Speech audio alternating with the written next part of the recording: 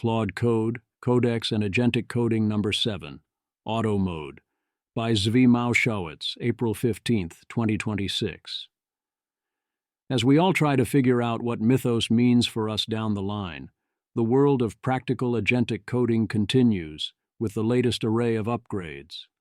The biggest change, which I'm finally covering, is Auto Mode.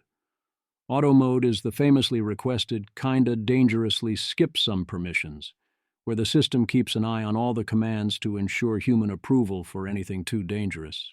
It is not entirely safe, but it is a lot safer than dangerously skip permissions, and previously a lot of people were just clicking yes to requests, mostly without thinking, which isn't safe either.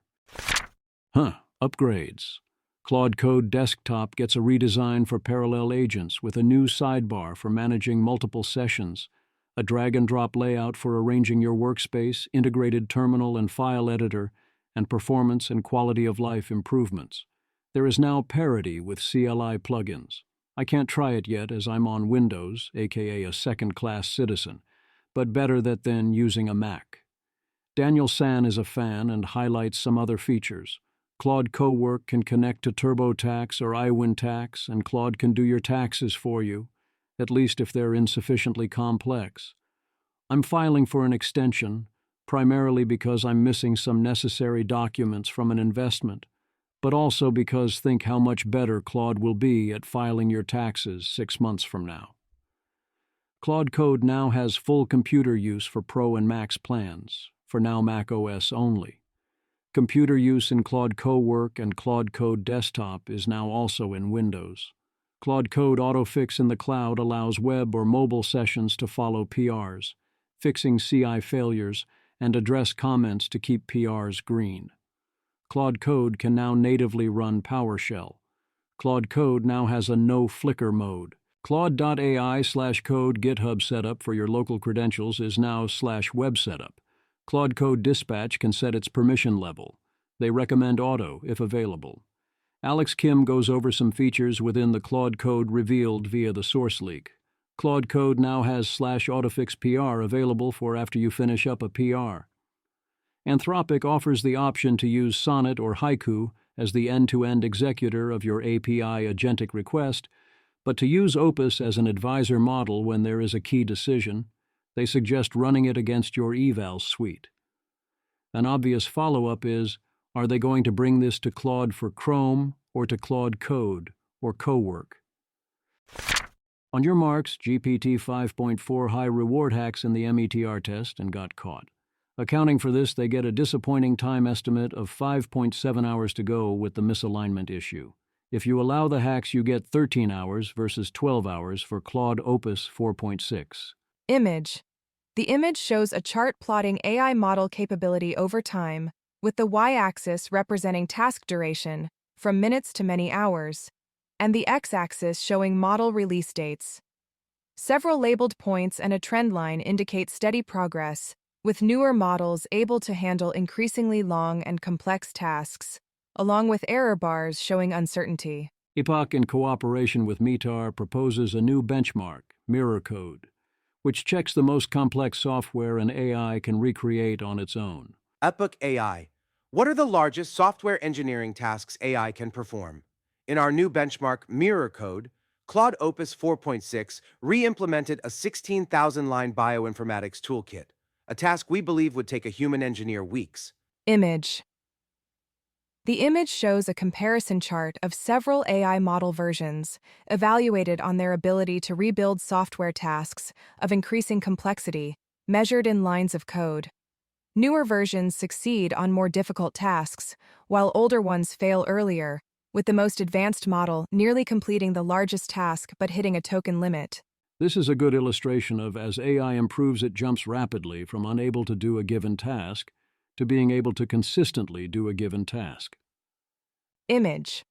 The image shows a series of horizontal bar charts comparing different model versions across coding tasks of increasing size, with teal indicating pass rates and red indicating failures.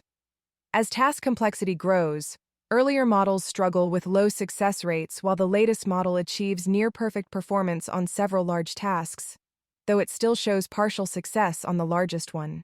What this cannot do for now is compare models from different labs. Lazy cheaters. Why do Claude models try less hard on the first shot, leading it to look worse than it is on many initial tests? Well, that's what you do too, the moment you are on your own and faced with a problem that doesn't justify your full focus. It is efficient. The right amount of lazy is not zero. Talon, my final thoughts on Opus 4.6. Why this model is so good, why I underestimated it, and why I'm so obsessed about Mythos. When I first tested GPT 5.4 versus Opus 4.6, both launched at roughly the same time, I was initially convinced that GPT 5.4 was vastly superior because it did better on my logical tests. That's still true.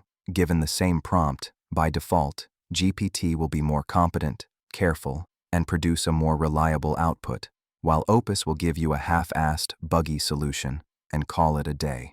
Now, here's what I failed to realize. Opus bad outputs are not because it is dumb, they're because it is a lazy cheater. And you can tell because, if you just go ahead and tell it, you did X in a lazy way, do it in the right way now. And if you show that this is serious, it will proceed to do a flawless job. That doesn't happen with dumber models. Janus, I think this is because they're less brain damaged and a generalization of being better agents and caring about reality instead of test passing. And of course, again, the instant models are more on their own. That is autonomous agents. Claude absolutely mogs the competition because it has the virtue of a lazy cheater, that is, a non-degenerate motivation system. It's all routine. Claude Code is adding routines as a research preview. Basically, you can run a command periodically or in response to a trigger.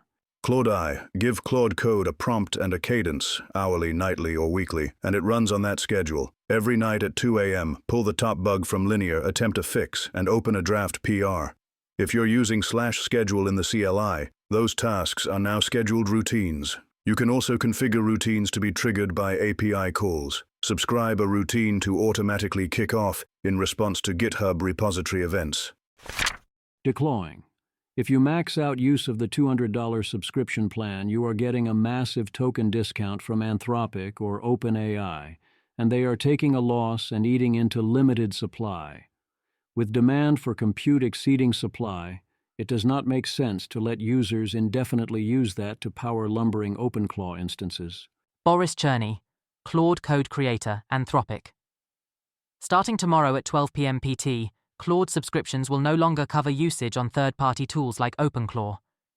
You can still use these tools with your Claude login via extra usage bundles, now available at a discount, or with a Claude API key. We've been working hard to meet the increase in demand for Claude, and our subscriptions weren't built for the usage patterns of these third-party tools. Capacity is a resource we manage thoughtfully, and we are prioritizing our customers using our products and API. Subscribers get a one-time credit equal to your monthly plan cost. If you need more, you can now buy discounted usage bundles. To request a full refund, look for a link in your email tomorrow.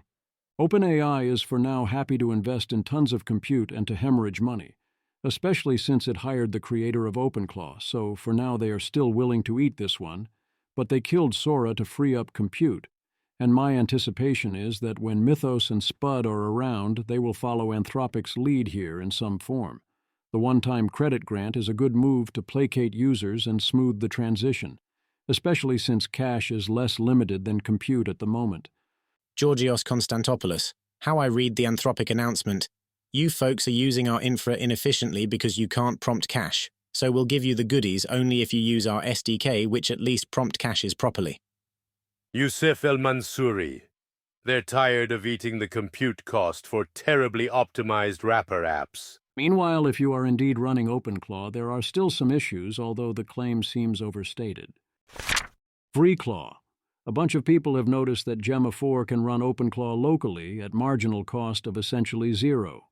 Presumably, performance is a lot worse than using Claude Opus 4.6, but free is free. And now you can do all of the things so long as they are the things Gemma can do without falling over or getting owned. But that presumably includes most of the things you were previously able to reliably and safely do. Take it to the limit. The declawing is only one of the steps Anthropic has had to take to manage compute. Anthropic has continuously had problems with customers hitting usage limits as demand for its compute has reliably exceeded supply. This story is not new. This seems like a very reasonable thing to have happen to literally the fastest-growing company in history, in spite of the issue. Missing in the other direction kills you. The latest incidents happened around April 2nd. Basically, many users think that a subscription means tokens should be free and you shouldn't have to worry about efficiency, and Anthropic made 1M token context windows available but is charging accordingly. So some people are very upset. Lydia Halley, Anthropic Claude Code. Thank you to everyone who spent time sending us feedback and reports. We've investigated and we're sorry this has been a bad experience. Here's what we found. Peak hour limits are tighter, and 1M context sessions got bigger. That's most of what you're feeling. We fixed a few bugs along the way, but none were overcharging you. We also rolled out efficiency fixes and added pop-ups in product to help avoid large prompt cache misses. Digging into reports, most of the fastest burn came down to a few token-heavy patterns. Some tips.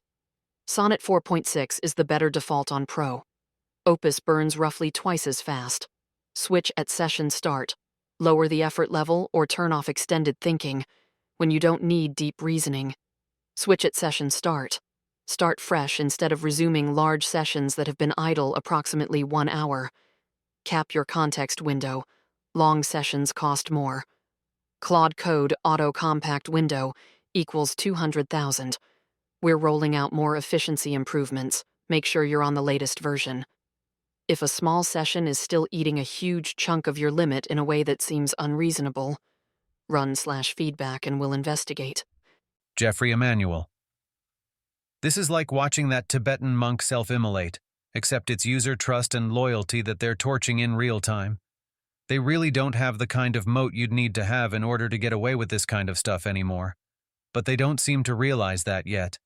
Rune, OpenAI, should do it the normal way and raise prices instead of changing rate limits to accommodate more subs IMO, a more honest transaction that people respect.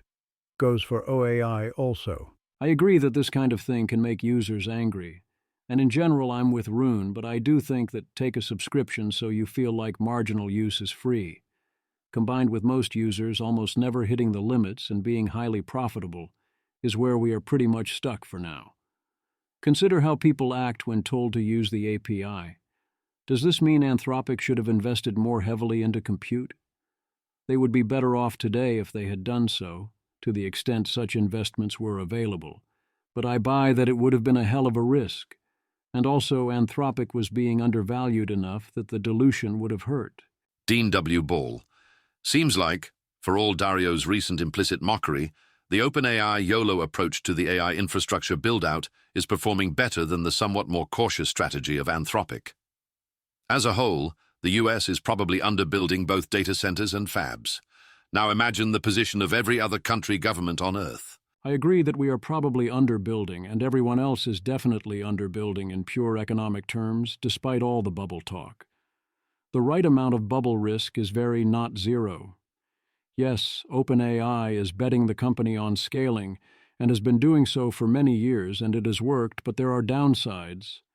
Maybe it is actually a good sign that Anthropic has chosen to not make bets that, while they were plus EV if you did the basic math, carried firm risk, also known as risk of ruin, as in existential risk to the company. We're going to need more of that, and every gambler knows you have to size your bets accordingly. Turn on Auto the Pilot. Auto Mode, enabled by Enable Auto Mode, is now available on Enterprise Plan and to API users. Max users are still waiting. How Anthropic designed Auto Mode for Claude Code. Permission requests get approved 93% of the time, and I'm surprised it was that low. Too many requests is less safe because people start approving without thinking, or they turn on, dangerously skip permissions, or start whitelisting a lot of commands. Sandboxes are annoying even when done right. So yes, we needed a way to safely ask for less approvals, to move Auto Mode into the upper right. Image. The image shows a chart plotting security/safety against task autonomy. with different approaches represented as colored dots, indicating varying levels of maintenance friction. It highlights manual permission prompts, sandboxing, auto mode, and bypassing permissions, with auto mode positioned as a balance between higher autonomy and moderate to high safety. Anthropic. Auto mode uses 2 layers of defense, one for what Claude reads, one for what Claude does.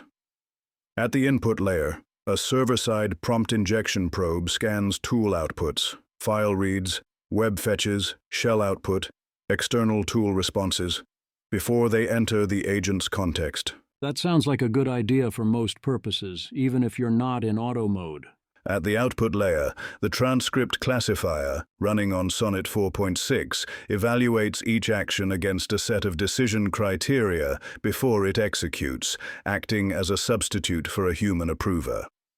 The classifier runs in 2 stages: a fast single-token filter, deciding yes to block or no to allow, followed by chain-of-thought reasoning only if the first filter flags the transcript. Exactly. There is also a built-in safe tool list before you even call the classifier. Most requests are clearly fine. You only need to think about the ones that aren't. I'll allow it. Your list of things you'll always allow carries over into auto mode. While in manual mode, there is a lot more temptation to auto-approve things even when they are not quite fully safe, to avoid the annoyance. So if you've been using an expanded command whitelist, you'll want to dial it back a bit. The classifier in auto mode also doesn't look at file writes and edits inside the project directory. That makes sense, but is something to keep in mind. Threat model. This is universal to coding agents, and I think this is a good taxonomy. 1. Overager behavior. 2. Honest mistakes. 3. Prompt injection. 4. A misaligned model. In all 4 cases, the defense is to block the action. That's the near-term action. You also want to adjust your approach. If you discover you have a sufficiently misaligned or sufficiently overeager or inaccurate model, you want to block all the actions and stop using the model, and if it's prompt injections, you need to look to avoid the threat source. The classifier is the hard part. Presumably get an AI to check was everyone's first idea, despite the obvious graphic. Image. Eliezer Yudkowsky stands with his hands raised near his head, eyes wide and mouth open in an exaggerated screaming expression. It's easy to get over the graphic because if you were counting on the permission layer to stop a misaligned, sufficiently advanced intelligence, you were dead anyway. The problem now is, you have to get the classifier to be good enough. The plan is, 1. Only look at the actual tool calls, not the explanations or reasoning, so that the classifier is not misled by mistakes or framing or tricks of the agent, and to avoid using any form of the most forbidden technique on the chain of thought. 2. Evaluation rules on how to look for dangerous commands. 3. User intent rules tell the classifier how to read authorization. 4. The current repo is trusted. By default, other things default to untrusted. 5. Have more than 20 explicit rules on things to block, like commands that destroy or exfiltrate, degraded security postures, crossing trust boundaries or bypassing safeguards, which includes skipping reviews. 6. Instruct the agent to respect any refusals and not try to work around them. If you get 20 total denials or 3 in a row, escalate to a human. Acceptable risks. So is the classifier good enough? They estimate that on actual overeager commands that users would reject when asked, the false negative rate was 17% on a small sample size. When there is an error, it is usually because the classifier mistakenly thinks the user gave permission for the action. On artificial data, the false negative rates was lower. Anthropic. Whether 17% is acceptable depends on what you're comparing against. If you are running dangerously skip permissions, this is a substantial improvement. If you are manually approving every action carefully, it's arguably a regression. You're trading your own judgment for a classifier that will sometimes make a mistake. Auto mode is meant for the first group, and for tasks where the second group's approval overhead isn't worth the marginal safety. It is not a drop-in replacement for careful human review on high-stakes infrastructure. This too pushes back against unhinged Yudkowsky. Auto mode for now is for when you would otherwise be more unhinged, not for when you would be hinged. Given the different scores at Stage 1 versus Stage 2, you clearly could choose a different balance of false positives versus false negatives. Manage the agents. Claude managed agents are here. Claude. Introducing Claude. Managed agents. Everything you need to build and deploy agents at scale. It pairs an agent harness tuned for performance with production infrastructure, so you can go from prototype to launch in days. Now in public beta on the Claude platform. Available in research preview. Request access here. Shipping a production agent meant months of infrastructure work first. Managed agents handles the complexity. You define your agent's tasks, tools, and guardrails, and we run it on our infrastructure. A built-in orchestration harness decides when to call tools, how to manage context, and how to recover from errors. Managed agents includes production-grade agents with secure sandboxing, authentication, and tool execution handled for you. Long-running sessions that operate autonomously for hours, with progress and outputs that persist even through disconnections. Multi-agent coordination so agents can spin up and direct other agents to parallelize complex work. Available in research preview. Request access here. Trusted governance, giving agents access to real systems with scoped permissions. Identity management and execution tracing built in. Managed agents is priced on consumption. Standard Claude platform token rates apply, plus 8 cents per session hour for active runtime. See the docs for full pricing details. Managed Agents is available now on the Claude platform. Read our docs to learn more, head to the Claude console, or use our new CLI to deploy your first agent.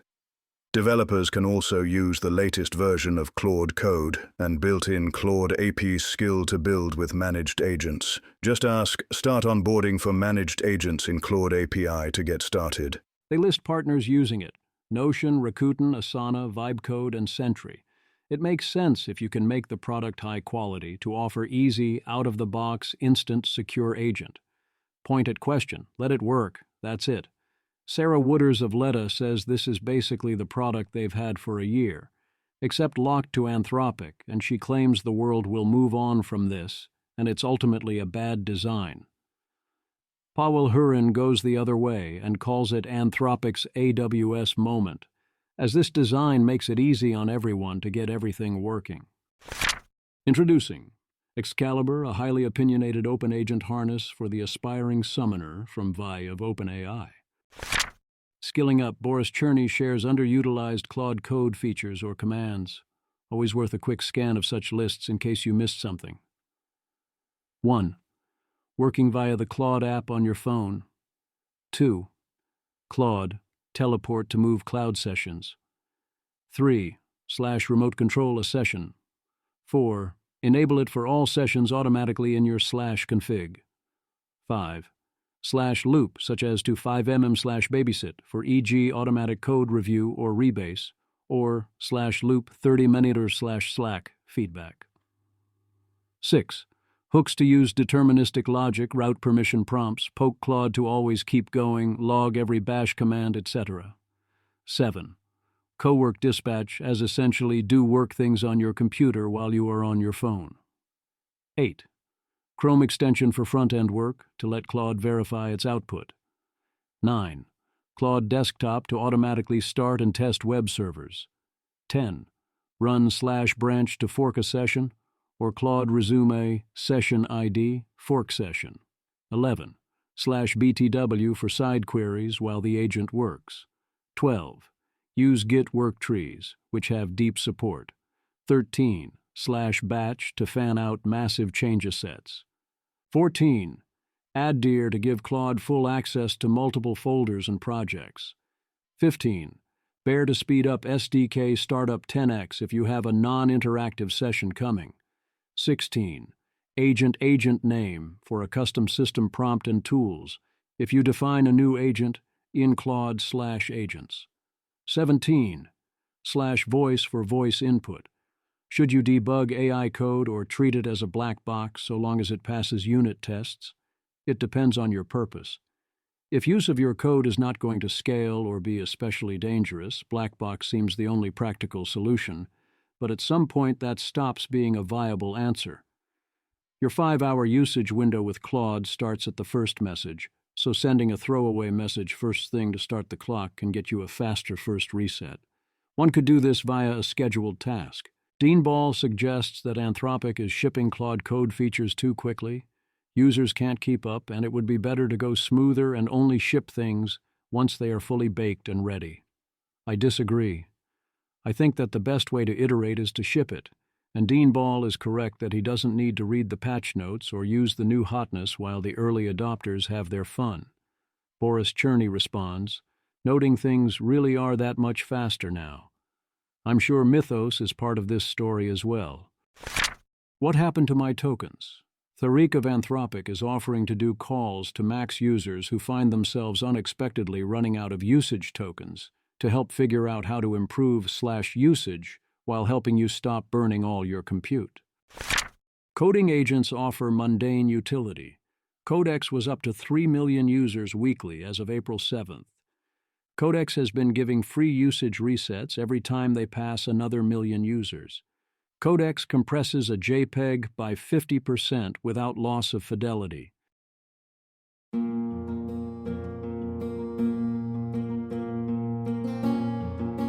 This has been an episode of the Don't Worry About the Vase podcast. If you enjoyed this podcast, please visit thezv.substack.com to support the author. If you enjoy having AI-narrated episodes, please note this is a listener-supported podcast. To receive new posts and support the cost of creation, consider becoming a subscriber at dwatvpodcast.substack.com. Thanks for listening.